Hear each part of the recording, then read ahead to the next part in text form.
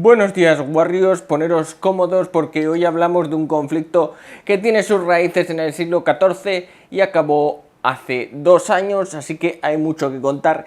He preparado este mapa celográfico de Mindanao en el que pues os voy a contar cómo fue el conflicto y cómo se desarrolló durante estos últimos 6 siglos. Empezamos. Empezamos con las Filipinas precolombinas. El Islam llegó a Filipinas mucho antes que los españoles, entre el año 1300 y 1500, de la mano de comerciantes árabes, malayos y persas. El primer sultanato se estableció en Jolo, más o menos por ahí. Vamos a representar a los musulmanes con zumitos, porque los musulmanes de todos he sabido que no beben alcohol. Esto ocurrió en la primera mitad del siglo XV.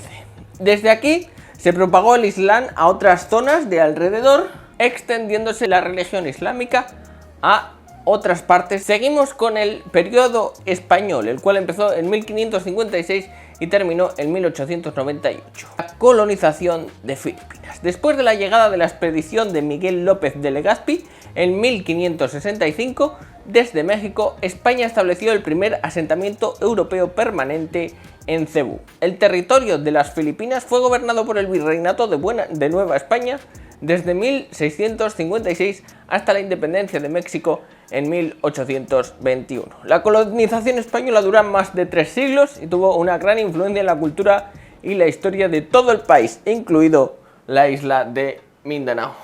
Vamos a representar a los españoles con latas de sardinas, porque las latas de sardinas en Filipinas las llaman Spanish sardinas, a que no lo sabíais. Además, los españoles éramos como latas en sardinas, latas de sardina en aquella época. Íbamos por el mar y teníamos bancos. Cuando llegaron los españoles al siglo XV al Mindanao, la religión islámica ya se había establecido en Filipinas en los siglos XIV y XV, y el Islam ya se había convertido en una religión dominante. Los sultanes también pretendían aplicar la ley islámica, la Sharia, y contrataban los servicios de musulmanes de Oriente Medio como cadís, que son los jueces. Pero tenían un problema: los españoles, además de establecer zonas de comercio, buscaban conquistar el archipiélago y dirigir a los nativos hacia la fe católica, que podría salir mal. Vamos a poner a los clérigos españoles como obleas filipinas. Obleas filipinas que intentaban pues beberse los zumitos. El gato me está ayudando, como podéis ver. Hay otra cosa que destacar en esta época: la piratería musulmana. En esa época los musulmanes de Mindanao estuvieron involucrados en la piratería,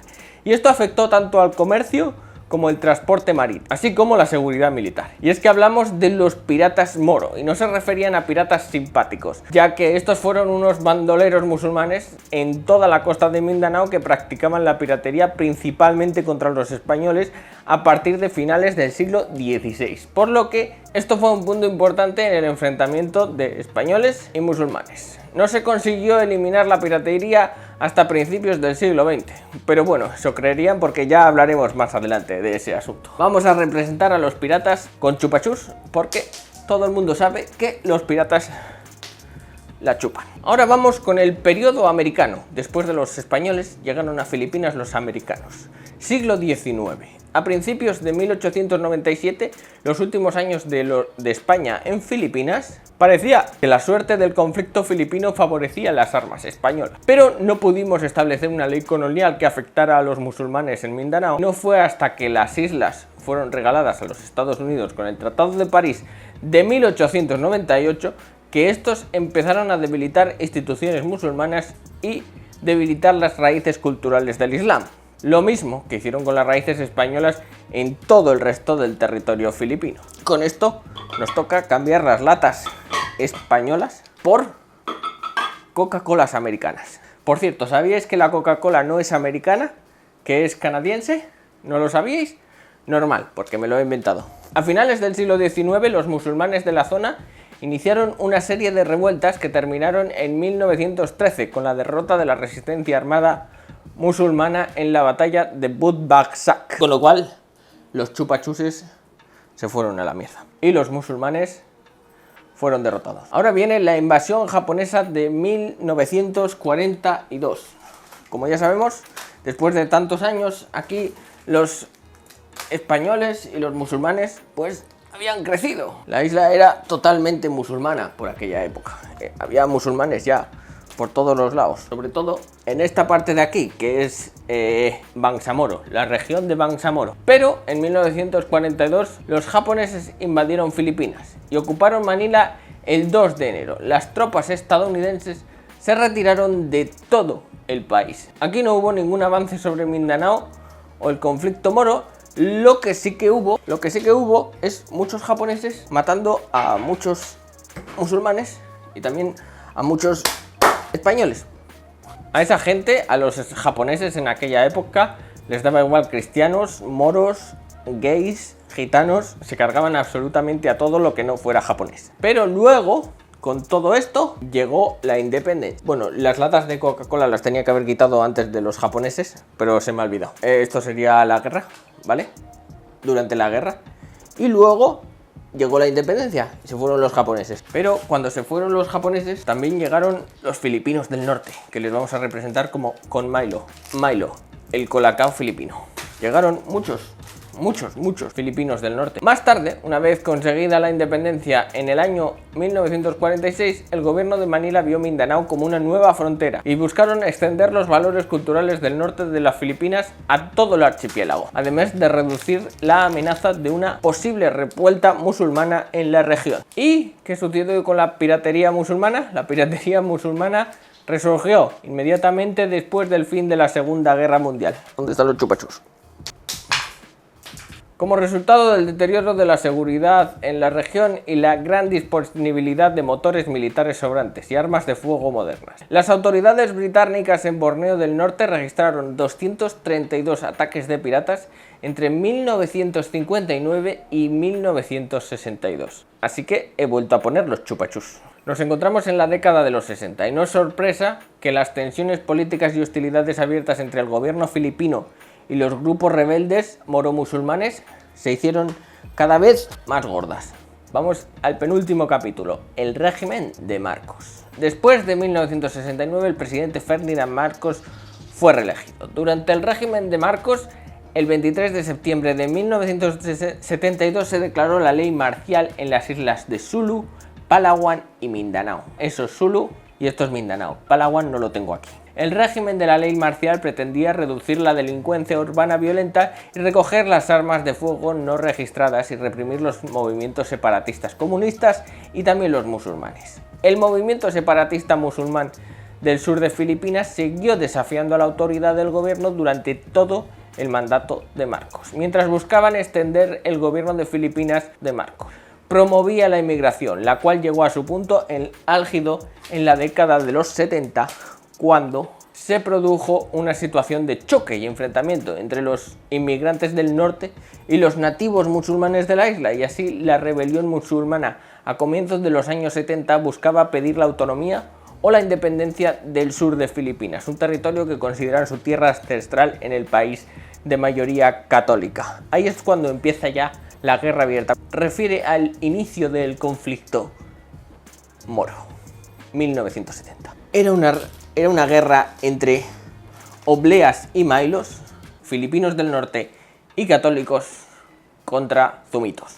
Pero todo cambiaría con la creación de un movimiento musulmán en la década de 1970. El Frente Moro de Liberación Nacional se fundó en 1972, comenzó como un grupo escindido del movimiento musulmán por la independencia. El Frente Moro de Liberación Nacional, MILF por sus siglas en inglés, lideró el movimiento separatista moro hasta el acuerdo final de paz de 1996, entre ellos y el gobierno filipino. A finales de la década de los 70, el conflicto llevó a muchos musulmanes a buscar refugio en otras partes del país, y es por eso que ahora hay musulmanes por toda Filipinas. La región histórica de Bangsamoro dejó de ser de mayoría musulmana debido a las migraciones promovidas por el gobierno de Manila desde la consecución de la independencia del país. Por muchos años, miles de miembros y políticos buscaban la forma en la que podían hacer en realidad el llamado sueño de la paz tras décadas de conflicto. Como dato curioso, destacar que Gaddafi, el presidente de Libia en aquel momento,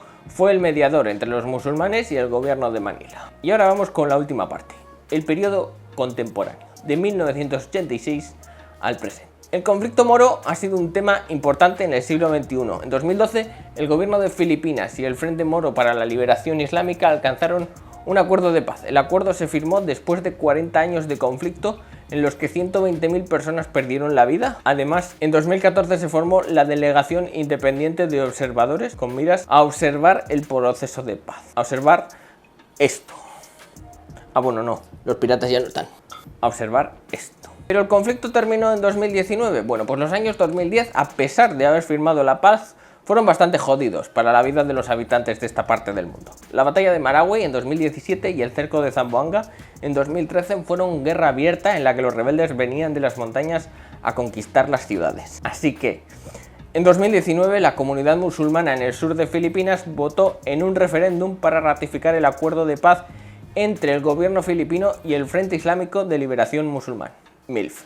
El acuerdo estableció la creación de la región autónoma de Bangsamoro en Mindanao.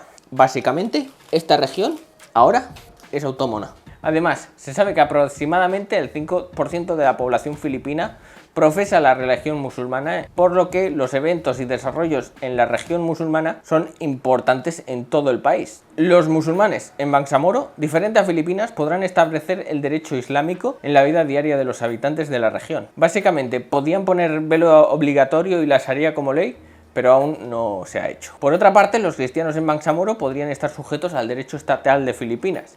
Esta autoridad gobernará Bangsamoro hasta el año 2025. Así que hasta el año 2025 Bangsamoro es parte del resto de Filipinas, como cualquier otra provincia. Luego ya a partir del año 2025 va a tener pues fueros. O sea que si eres musulmán y vives en Bangsamoro tendrás unas leyes y si eres cristiano tendrás otras. Pero esta lucha no acaba aquí, ya que se trata de una sociedad que se enfocó mayormente en el conflicto para poder permanecer unida a lo largo de muchos siglos. Necesitará la experiencia administrativa para poder formar una administración autónoma en este proceso. O todo se irá a la mierda y volverán los tiros. Es como cuando el profe se iba de clase y dejaba a alguien al cargo. La impaciencia y las altas expectativas entre la población están ejerciendo presión sobre las autoridades locales. El pueblo moro resistió frente a toda clase de agente invasor durante más de 400 años, desde españoles, estadounidenses a japoneses o inmigración cristiana. Este conflicto permitió a la población autóctona de Mindanao reforzar sus creencias e idiosincrasias, ya que afirman que nunca pensaron en abandonar su religión. Así que, para terminar, como dijo un cantante puertorriqueño, la guerra es horrible, pero la resistencia es un derecho. Y como digo yo, con todo esto, buena fiesta vamos a hacer. ¿Qué vamos a hacer con todo esto? No sé, una fiesta. Si has llegado hasta esta parte del vídeo, enhorabuena. Y si te preguntas por qué os he metido esta chapa hoy, es porque este vídeo fue elegido por mis Patreons y votado por todo el mundo. Si quieres elegir el tema de algún otro vídeo, pues hazte Patreon, porque lo preguntaré en unas semanas para elegir el próximo vídeo elegido por los Patreons, valga la redundancia. Gracias por verme, suscríbete si no estás suscrito, sed buenos, si sois malos, grabadlo en vídeo y compartid mi palabra. Os quiero, Warriors. Chao.